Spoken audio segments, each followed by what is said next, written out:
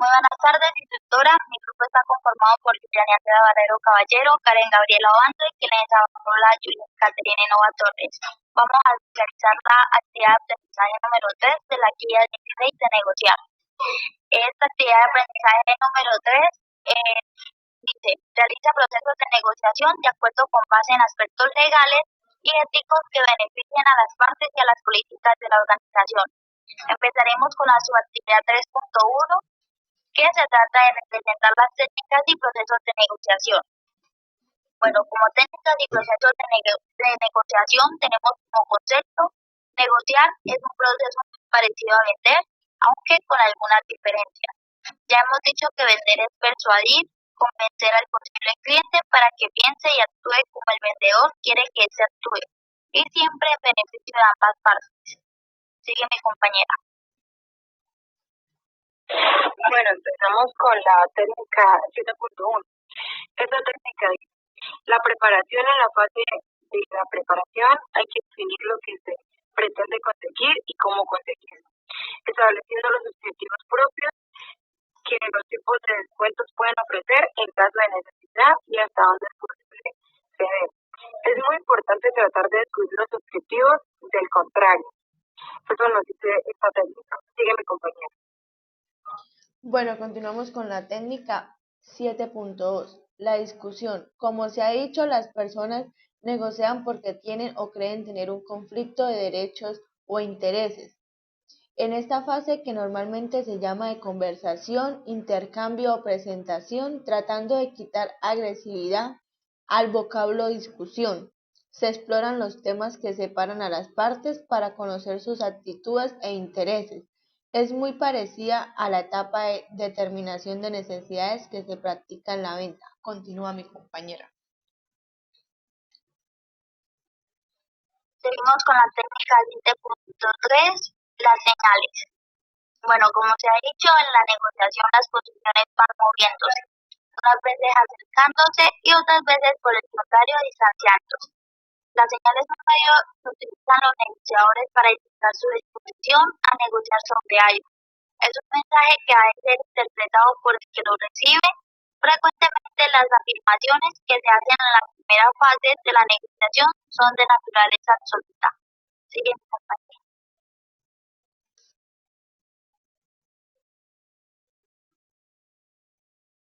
Seguimos con la 7.4. Esta dice las propuestas. Bueno, las propuestas son aquellos sobre lo que se negocia. No se negocian las discusiones, aunque las propuestas puedan ser objeto de discusión. Se sale de la discusión por una señal que conduce a una propuesta, es decir, a una oferta o petición diferente de la posición inicial. Deben evitarse las primeras propuestas y las ofertas arriesgadas, debido que pueden ser muy cautelosas y explotadoras. Puesto en todo caso se desarrollarán más adelante y es probable que sean aceptadas. Sígueme compañero. Bueno, continúo con la técnica 7.5. El intercambio. Esta fase es la más intensa de todo el proceso de negociación y exige una gran atención por ambas partes, ya que en ella se trata de obtener algo a cambio de renunciar a otra cosa. Cualquier propuesta o concesión debe ser condicional, es decir, por todo lo que se concede debe obtenerse algo a cambio. Continúa mi compañera. Seguimos con la técnica 7.6, el cierre y el acuerdo. Bueno, como es lógico, la finalidad del cierre es llegar a un acuerdo. Al igual que cuando hablábamos del cierre en la venta, también en la negociación debe hacerse en forma segura y con firmeza. Y para que sea aceptado, debe satisfacer un número suficiente de las necesidades de la otra parte. Bueno, y por último tenemos la subtécnica 7.6.1. Negociación del precio es la objeción típica, pero la realidad nos demuestra que el cliente compra el valor del producto con el precio que se le pide y como es más fácil entender, el precio del valor, pues se entra en conflictos de interés. Además, es un hecho probado que a nadie nos gusta pagar más por algo de lo que pensamos que ya tiene su valor. Por ello, el vendedor tiene que hacer ver al cliente el auténtico valor de su producto y por qué este tiene este precio especial.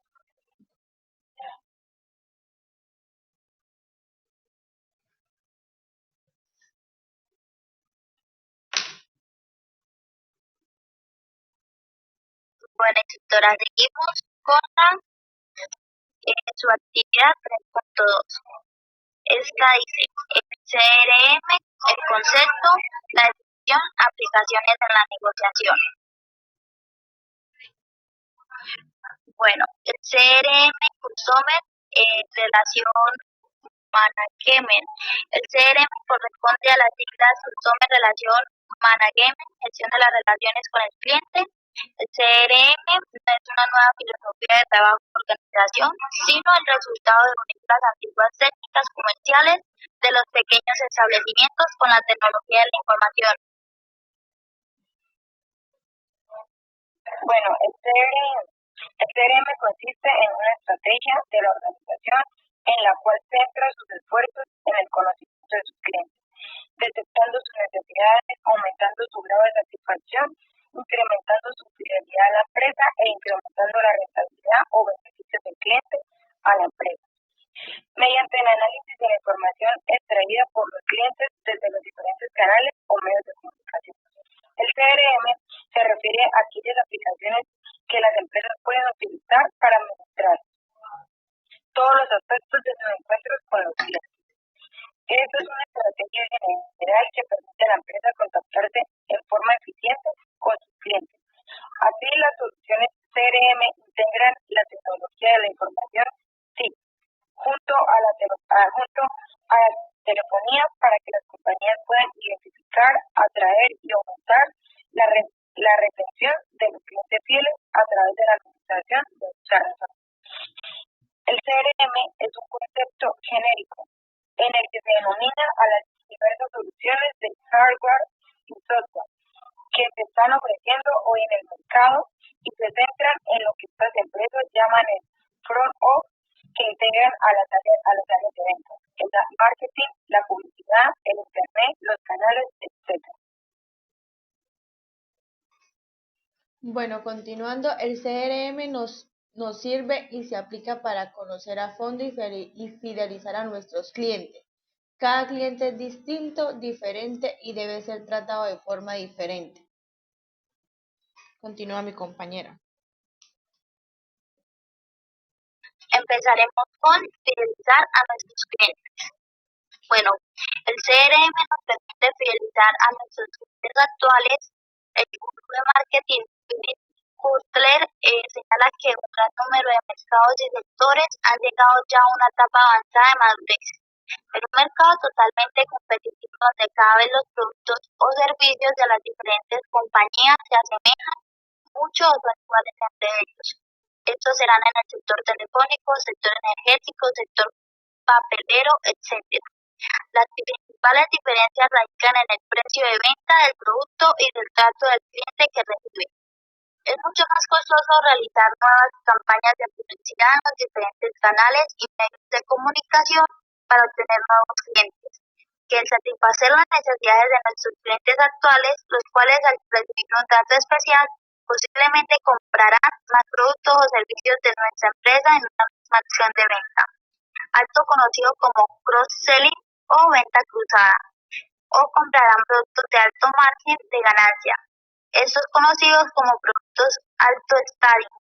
Es por ello que se obtiene mayor beneficio en fidelizar y en encantar a nuestros clientes que el buscar salvajemente nuestros nuevos clientes por cualquier medio. Por último, el valor de un cliente satisfecho es enorme, pues el marketing boca a boca que genera un cliente satisfecho provoca una imagen envidiable de la empresa, a la vez que la atracción de nuevos clientes en estos sectores o mercados cuesta 5 veces más atraer a un nuevo cliente que conservar a los clientes ya existentes. Sigue mi compañera. Bueno, conocer a fondo a nuestros clientes. El CRM nos permite conocer a fondo a nuestros clientes. Necesitamos información sobre ellos, información como datos personales, productos o servicios contratados, volumen en ventas de muchos productos, características de los productos o servicios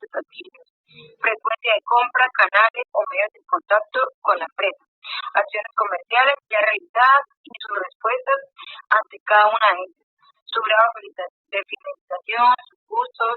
Una vez que obtenemos toda esa información, seremos capaces de conocer a fondo a cada uno de nuestros clientes y actuar sobre ellos para cubrir sus necesidades y a la vez que obtengamos mayores ingresos por facilitar a nuestros clientes.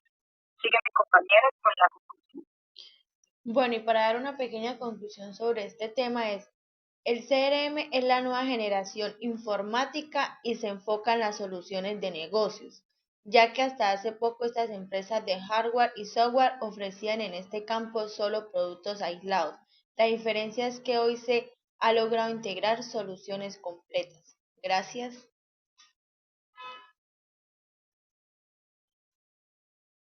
Bueno, seguimos con su actividad 3.3. Esa nos dice, otras modalidades de inscripción del producto existentes que se encuentra la concesión, franquicia, depósito y se debe explicar cada una de ellas. Bueno, como concepto de concesión tenemos que consiste en ceder a un tercero la facultad de explotar o gestionar un proyecto, actividad o empresa. Sigue mi compañera. Bueno, el contrato de concesión. Pactado entre dos personas con el objeto de otorgar a un tercero, ya sea persona o entidad de control y vigilancia, llamado concesionario. La prestación, operación, explotación, organización o gestión total o parcial de un producto, marca o servicio, o a la construcción, explotación o conservación de una obra o bien destinado al servicio de uso público. Sígueme con. Bueno, concesión. Este tipo de contrato es muy utilizado en el sector público y en algunos sectores del sector privado. Este resulta ser una gran opción para gestionar un proyecto como carreteras. Continúa mi compañera. Seguimos con los sujetos del contrato de concesión. Bueno, estos son el concedente, que es la persona, entidad o empresa, dueña, propietaria del producto, servicio, marca, la patente, etc. El concesionario, que es la persona, entidad o empresa que explota por su cuenta el producto, servicio, marca, patente, etc. Sigue mi compañera. Bueno, y por último seguimos con las características. Tenemos como primero el resultado de un acuerdo mutuo y con plena voluntad entre dos partes. También tenemos el tipo de obligaciones, responsabilidades y tiempo determinado para llevarlas a cabo. Está también el significar una remuneración para el conceder, que puede consistir en derechos, tarifas, tasas, valoración o exploración del bien. Y por último tenemos que se debe mantener bajo el margen de la ley, mas no hay ley o legislación colombiana que lo regule.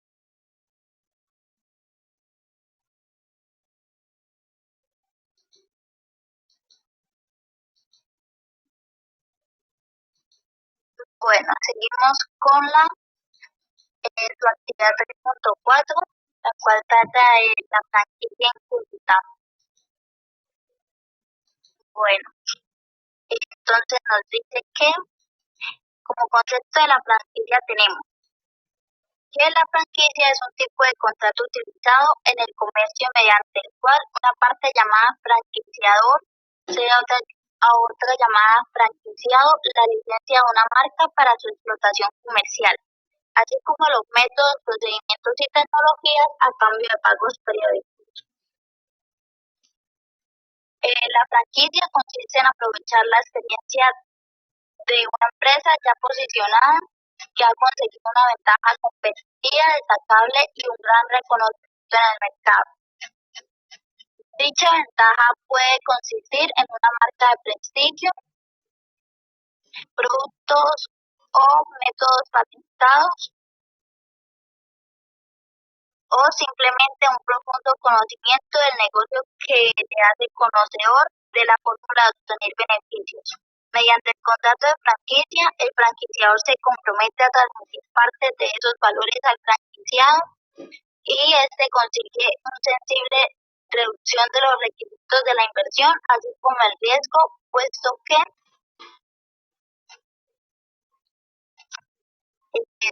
Por favor, pues más, puesto que trabaja sobre algo que ya es conocido y que ha tenido experiencia. Sigue mi compañera. Bueno, seguimos con los elementos de la franquicia. Como primero tenemos el franquiciador. Esta es la persona que inicia la empresa jurídica y económicamente independiente. Además, es el que promueve una red de franquicia donde es el responsable y tutor permanente. También tenemos las obligaciones del franquiciador. Son las siguientes: haber consolidado con éxito un negocio durante un tiempo determinado, tener derecho legal sobre el nombre comercial, marca y otros elementos distintivos de identificación de su red. Y por último, promocionar información, asistencia comercial o técnica a todos sus franquiciados en forma permanente mientras dura el contrato de franquicia. Otro elemento son los franquiciados. Son aquellos que adquieren o compran la idea de negocio inicial. También están las obligaciones de los franquiciados. En esas están trabajar con esfuerzo y dedicación en su empresa de franquicia para conservar la reputación y el buen manejo de las empresas. Dar periódicamente al franquiciador información financiera y estable, así como los procedimientos en la gestión aplicada de la empresa de franquicia. Permitir al franquiciador o a sus representantes libre ingresos al local o a locales, así como a la documentación pertinente.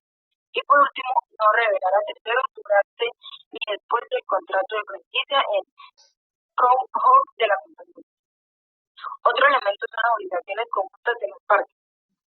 En esto está, las dos partes, franquiciador y franquiciado, deben comunicarse cualquier infracción del contrato estipulado.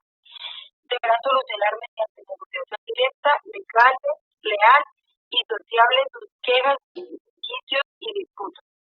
Y también tenemos que el franquiciador debe otorgar a los franquiciados un precontrato en el cual se estipulen todos los gastos, obligaciones y derechos que deben cumplir las dos partes antes de firmar el contrato definido de franquicia. Por último tenemos el contrato de franquicia. Bueno, el contrato de franquicia es aquel documento en donde se estipulan todas las condiciones referentes a la franquicia.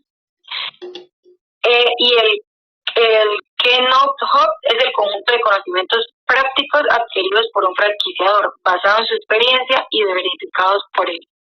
Sigue mi compañera. Bueno, tenemos las razones que garantizan el éxito de una franquicia. Tenemos la filosofía individual como visión y motivación. Tenemos las estructuras eficientes y procesos documentados. Tenemos las características individuales y ventajas de competencia. Tenemos el análisis central del mercado y maniobras de marketing. El asesoramiento profesional a través del grupo directivo del sistema. Y marcas registradas, patrones de sabores y patentes. Continúa mi compañera. Bueno, seguimos con los tipos de franquicia. En estos tipos de franquicia tenemos la franquicia comercial, que es aquella en la cual el franquiciador sea subfranquiciado los elementos necesarios para permitir la venta de productos o la prestación de servicios al consumidor final. La franquicia industrial, que acá sea cuando el franquiciador sea el franquiciado, el derecho de fabricación, la tecnología, la comercialización de los productos, la marca, los procedimientos administrativos y de gestión y las técnicas de venta. Seguimos con la franquicia de distribución o de producto, que es aquella cuyo objeto es la distribución de un producto o productos tanto si son fabricados por el franquiciador como si éste actúa como central de compras. La franquicia de servicios, que es aquella cuyo objeto es la prestación de un servicio al cliente final.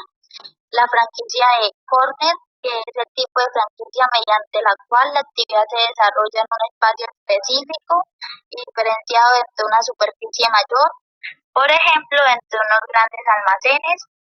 Y tenemos el shot in shot, que es básicamente una franquicia corner en la que se recrea la decoración y el ambiente de cualquier otro establecimiento integrado en la cadena. Sigue mi compañera. Bueno, aquí seguimos con las ventajas de la franquicia. Esas son las innumerables ventajas ofrecidas por la empresa basada en la franquicia. Han aumentado en la cantidad considerable el interés de los inversionistas por ese tipo de negociaciones. Las ventajas son entrar a formar parte de un negocio ya que ha sido contratado y rentabilizado anteriormente por el franquiciador y por el público en general. Esto permite reducir el riesgo de iniciar una actividad comercial en solitario. El poder de compartir el canal también está como ventaja estar garantizado por el prestigio de la marca para promocionar una aceptación y reconocimiento a nivel nacional o internacional. Otra ventaja sería la asistencia técnica y formación continua por parte del franquiciador, la publicidad y marketing cubierta por el franquiciador y como última ventaja tenemos que en muchas ocasiones asistencia financiera por parte del franquiciador y la información sobre posibles créditos. Seguimos con las desventajas de la franquicia. Bueno, una de las principales desventajas que produce la franquicia en el desacuerdo entre franquiciador y franquiciados en los procesos y métodos a aplicarse en la gestión administrativa del negocio son: cuando emprende un negocio con un franquiciado, el costo de inicio por lo general es más alto de lo que pagas cuando inicias un negocio. Otra desventaja es que los franquiciados no tienen libertad absoluta en la decisión que se toma en la gestión de la empresa. Por el contrario, están sujetos a la decisión tomada por el franquiciador. Otra sería que periódicamente y de acuerdo al contrato de franquicia, los franquiciados tendrán costes adicionales en la explotación del negocio. Y por último tenemos que también de acuerdo a lo establecido en el contrato de franquicia, el franquiciador puede tener derecho de compra y rescisión de dichos contratos. Sígueme, compañera. Bueno, tenemos en qué se diferencian franquicias de otras formas de empresas de venta. Entonces tenemos, se diferencian en las condiciones de venta, en el paquete de franquicia, en la organización de cooperación vertical, en la presentación homogénea, en la independencia legal y en el contrato de trato sucesivo. Continúa mi compañera. Bueno, como condiciones de venta tenemos que las condiciones de venta se conforman de un sistema descentralizado de ventas y sistema de distribución legalmente independiente. En el paquete de franquicia tenemos que es el paquete de servicios o paquete de franquicia de franquiciante se compone de la utilización de leyes de protección del concepto de proveeduría, de ventas y de organización, de la creación de la empresa, así de los cursos de formación y el continuo desarrollo del sistema de franquicia, como igualmente de su continuo apoyo de manera activa. Y es el programa de servicios del franquiciado que se compone de su trabajo, su capital económico y soporte de información. La organización de cooperación vertical se lleva a cabo a través de una organización estricta, un intenso trabajo en conjunto y un sistema de reglamentos y controles, siempre bajo el aspecto de la relación entre socios de franquicia independientes. La presentación homogénea de una franquicia incluye el nombre, la marca y todo símbolo que sirva para ofrecer una imagen uniforme de la empresa. La estrategia grupal y el comportamiento acorde al sistema de franquicia están igualmente incluidas. Y el franquiciante hace uso de las ordenanzas y las leyes de control para conservar la identidad de la empresa. Tenemos la independencia legal, que esta se reconoce a través de la actuación bajo el nombre propio y la utilización de las propias facturas, y las limitaciones de la independencia legal son asignadas y definidas por las leyes de los países asociados del EG. Y el contrato de trato sucesivo, que son contratos de trato sucesivo, que estos incluyen un trabajo en conjunto a largo plazo, leyes y obligaciones de las franquiciantes, así como un reglamento de indemnización.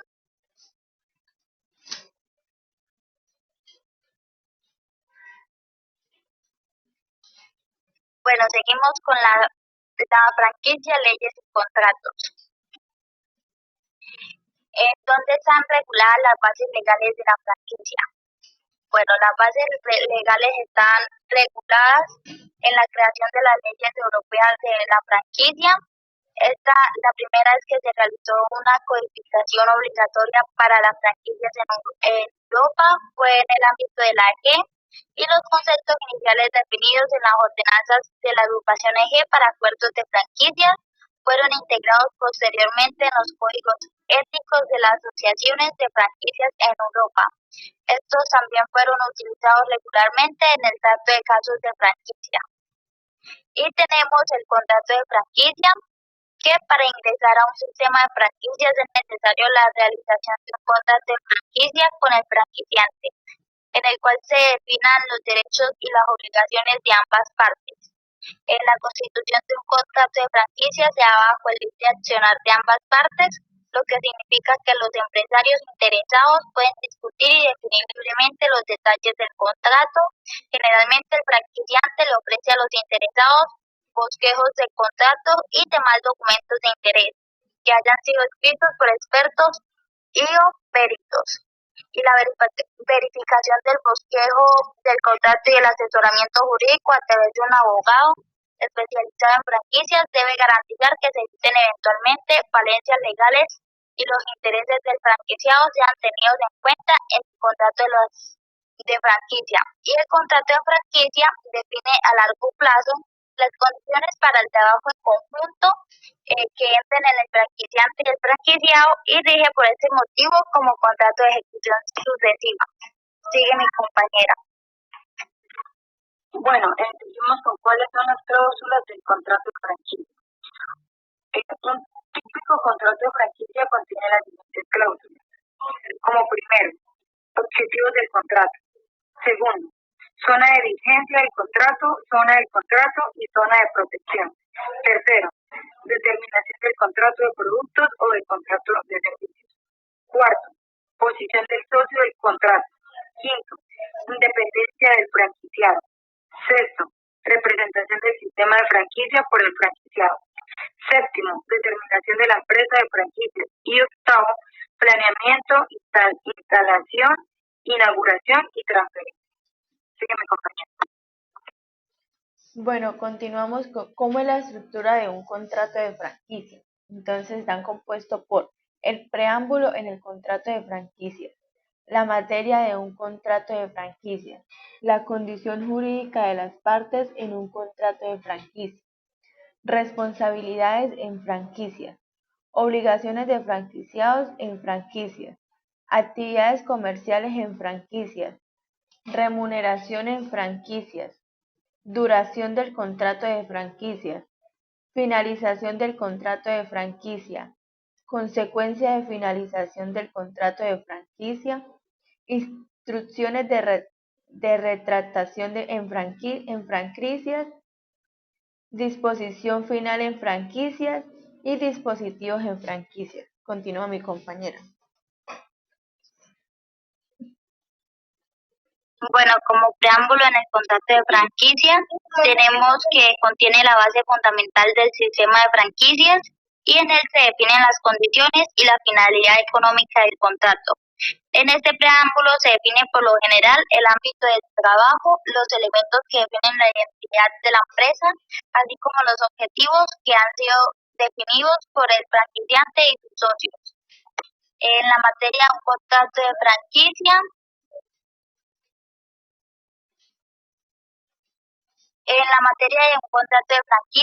tenemos que este es el capítulo del contrato que regula el objetivo del contrato, regula el contenido y el ámbito de la autorización de utilización de la franquicia, la zona y la limitación local del contrato, así como la utilización de las leyes transferidas. Y este contrato contiene sobre todo la definición de las leyes de protección comercial, las cuales fueron transferidas al franquiciante y deben estar en forma de copia adjuntas al contrato. Se establece que el franquiciante es el único responsable por la identificación del sistema. Esto quiere decir que el nombre comercial, marca comercial y equipamiento, y debe ayudar al franquiciado a respaldar estas leyes. Las condiciones jurídicas de las partes en un contrato de franquicia. Bueno, los franquiciantes y franquiciados son empresas independientes que dependen una de la otra. Los franquiciados actúan bajo su nombre propio y bajo su misma cuenta, y al franquiciante no le corresponde ningún tipo de derecho de exclusión.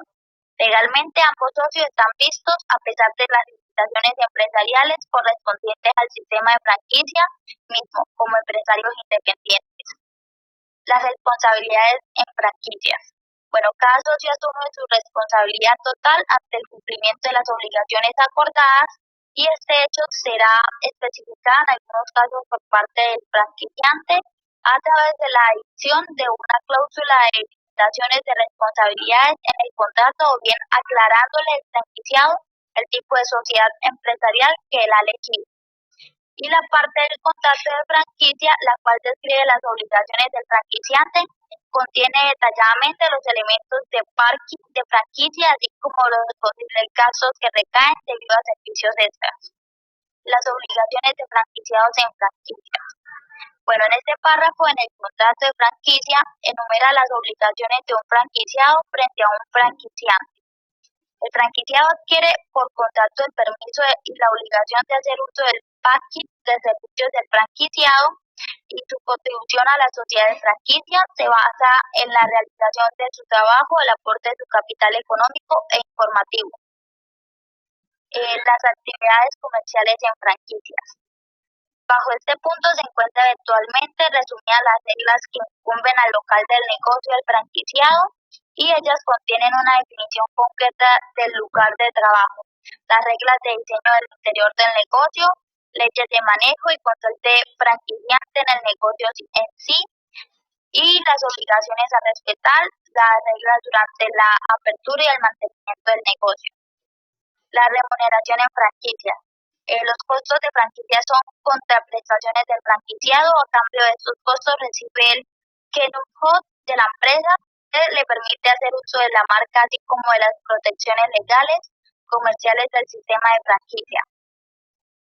Seguimos con la duración del contrato en franquiciados, que son acordados por lo general por un periodo de tiempo entre 5 y 10 años, aunque tampoco es rara una duración de contrato de 10 a 20 años. Y esta duración del contrato depende de los factores tales como el rubro, los productos, servicios, elección de socios y la filosofía de la empresa del franquiciante.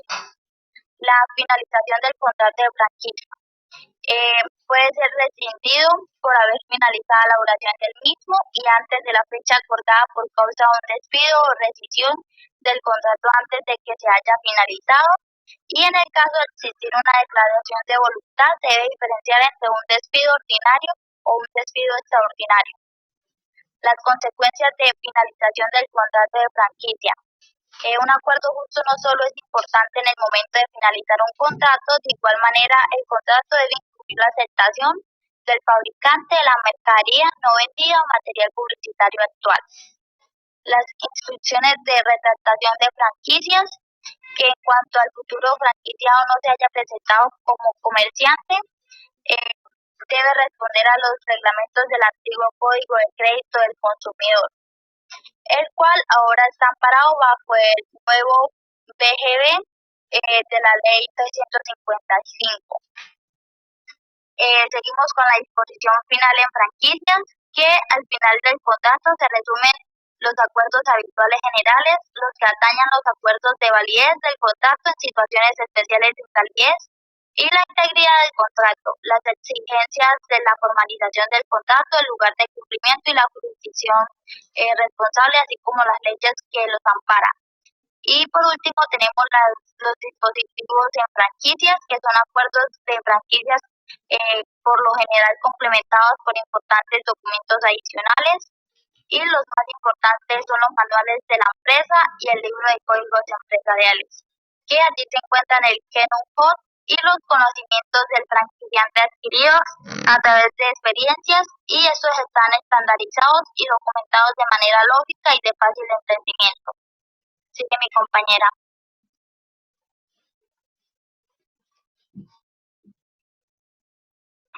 Bueno, y por último tenemos que lleva asesoramiento de precontrato en una franquicia. Bueno, de acuerdo a los principios de la ley de civiles, antes de firmar un contrato, cada una de las partes interesadas tiene la obligación de informar sobre las ventajas y las desventajas del cierre de dicho contrato. A diferencia de estos principios, algunos libros y algunas jurisdicciones comparten la idea de que un franquiciante tiene la obligación de asesorar al franquiciado antes de firmar un contrato de franquicia.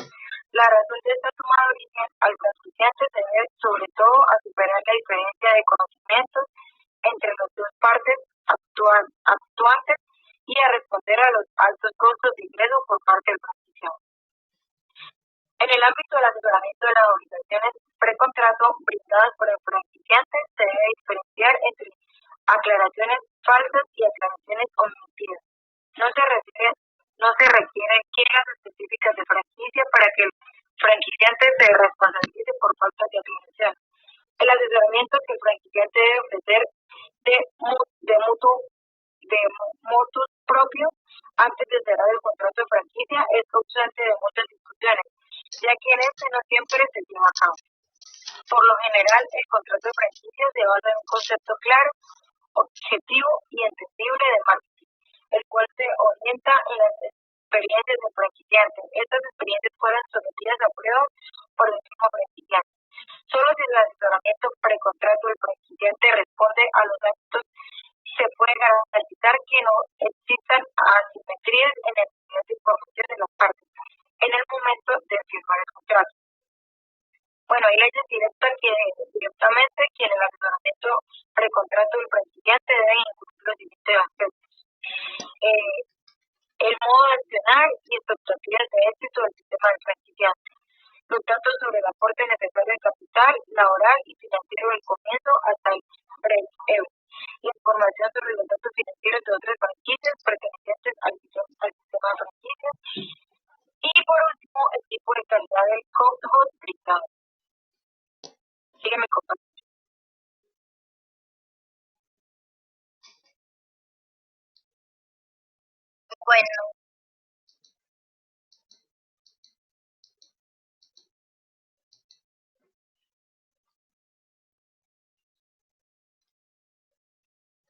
Bueno, como su actividad 3.4 como su actividad 3.5 tenemos que qué es un mercado cambiario, los factores que intervienen y los tipos de cambio.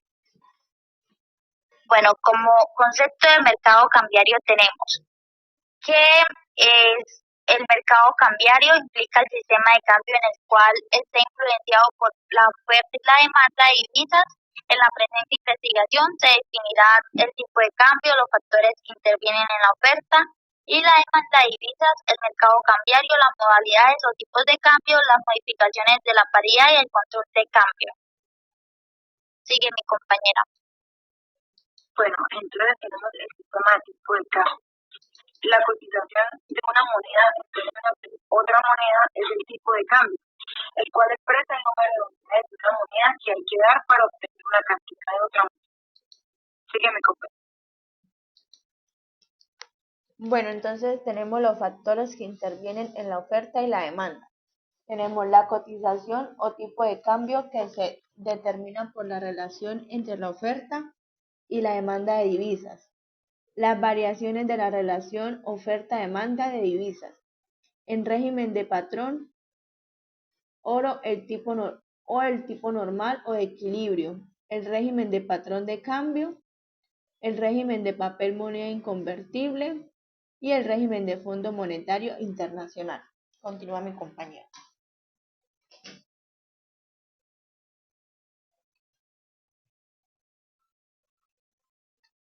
Bueno, como origen de la oferta de divisas, tenemos que la oferta de divisas se origina en las transacciones activas o créditos de la balanza de pagos, tales como exportación de bienes y servicios, ingresos sobre inversiones del país en el extranjero, donaciones y remesas recibidas por residentes o importación de capital no monetario.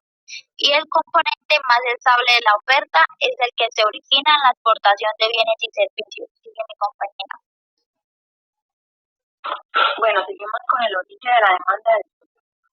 La demanda de divisas se origina en las transacciones pasivas o débitos de la balanza. Importación de bienes y servicios, pago por rendimientos de la inversión extranjera en el país, donaciones y remesas enviadas por remitentes y exportación de capital no monetario. El componente más estable de la demanda es el referido a la importancia de bienes y servicios. Los movimientos de capital son los componentes menos estables, más dinámicos del mercado de siguiente curso.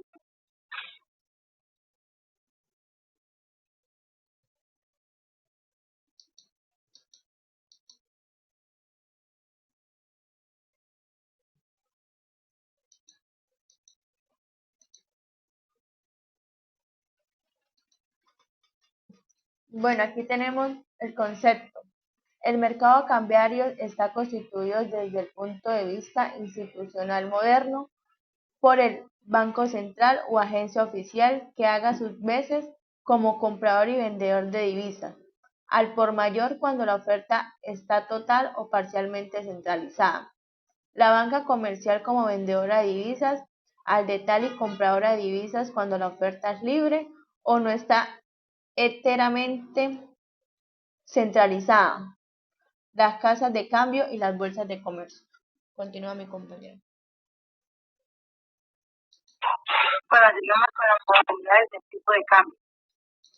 Entre las modalidades del tipo de cambio se encuentran los tipos de cambio rígidos y flexibles, los tipos de cambio fijos y variables y los tipos de cambios únicos y múltiples. Bueno, en el cambio rígido es aquel cuya fluctuación está contenida dentro de un margen determinado. Este es el caso del patrón oro, en el que los tipos de cambio pueden oscilar entre los llamados puntos o límites de exportación e importación de oro, por arriba o por debajo de la paridad. Si los tipos de cambio excedieran de dichos límites, ocurrirían movimientos de oro que harían volver las cotizaciones al margen determinado. Cambio flexible. Este es aquel cuyas fluctuaciones no tienen límites precisamente determinados, lo que no significa que tales fluctuaciones sean limitadas o infinitivas. Este es el caso del patrón de cambio puro y del papel moneda inconvertible. Son los propios mecanismos del mercado cambiario y en general la dinámica de las transacciones internacionales del país. Los que bajo las condiciones esenciales de la flexibilidad permiten una relativa estabilidad de los cambios, dadas las elasticidades de oferta y demanda de diversos componentes de la balanza. Cambio fijo. Es aquel determinado administradamente por la autoridad monetaria como el Banco Central o el Ministerio de Hacienda y puede combinarse tanto con demanda libre y oferta parcialmente libre como con restricciones cambiarias y contra de cambios. Cambio único. Como su nombre lo indica, es aquel que rige para todas las operaciones cambiarias, cualquiera que sea su naturaleza o magnitud. Se tolera cierta diferencia entre los tipos de compra y venta de las divisas como margen operativo para los campistas en cuanto a sus gastos administrativos y operación de beneficios normales. Sigue mi compañero. Bueno, en las modificaciones de la paridad tenemos que los desequilibrios persistentes o fundamentales de la balanza de pagos exigen, por lo general, modificaciones de la paridad monetaria o valor de cambio interno de la moneda, para introducir ajustes en los diversos componentes de la balanza y en la actividad económica nacional que faciliten la recuperación del equilibrio. La paridad puede ser modificada en el sentido del alza como revaluación o del baja como evaluación, según se trate de un desequilibrio por superávit o uno por déficit. El caso más frecuente es el de la revaluación, en los cuales los países evitan en lo posible la revaluación porque ocasiona desventajas comerciales, ya que afecta el poder de competencia en las exportaciones y favorece las importaciones, así como las salidas del capital. Si el mercado internacional de los productos exportables es bastante competitivo, el país que revalúa no puede aumentar los precios de sus exportaciones para compensar los efectos de la revaluación y los exportadores recibirán menores ingresos en moneda nacional, aunque por otra parte se podrán adquirir más bienes y servicios extranjeros por la misma cantidad de moneda nacional que antes de la revaluación, sujeto a que los precios internacionales de exportación no dual. Entonces, desde luego, esto tiene unos efectos protectivos para la balanza de pago. Sí, compañera.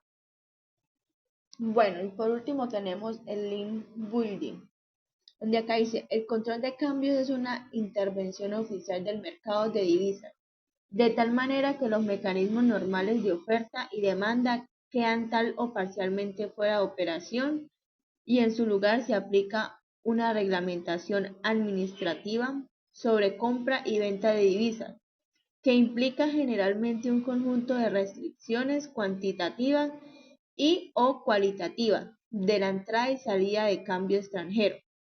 Frecuentemente el control de cambios va acompañado de medidas que inciden sobre las transacciones mismas que dan origen a la oferta a la demanda, donde también se encuentra el control de cambios absoluto, el control parcial o de mercados paralelos.